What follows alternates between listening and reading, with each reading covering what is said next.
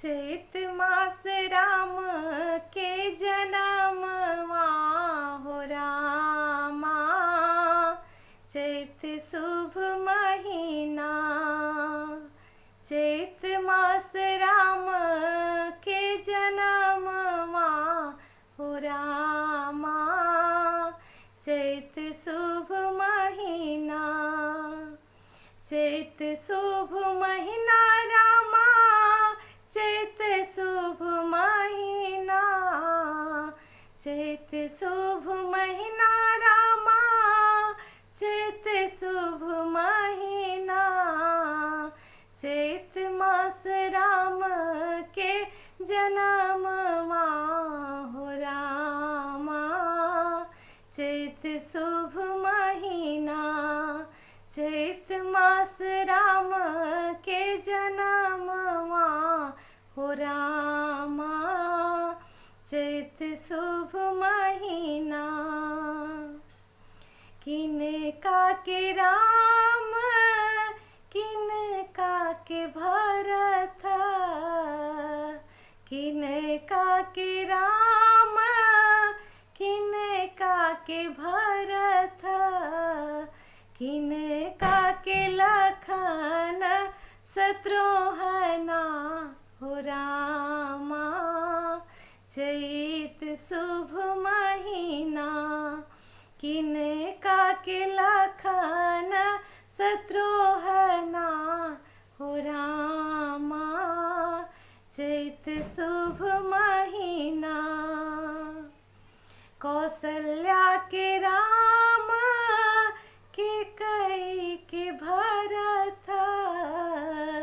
कौशल्या के राम कैकेयी के भरत। सुमित्रा के लखन शत्रुघ्न हो रामा। चैत शुभ महीना, सुमित्रा के लखन शत्रुघ्न हो रामा। चैत शुभ महीना, कोने रंग राम कोने रंग भरत।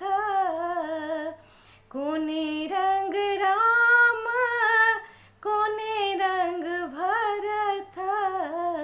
कोने रंग लखन शत्रुघ्न हो रामा। चैत शुभ महीना, कोने रंग लखन शत्रुघ्न हो रामा। चैत शुभ महीना, श्यामल रंग राम गोरे रंग भरत। श्यामल रंग राम गोरे रंग भरत। गोरे रंग लखन शत्रुघ्न हो रामा।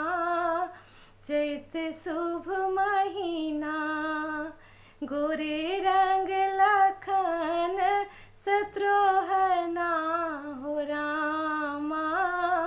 चैत शुभ महीना, चारू मिल खेलै आंगनमा हो रामा।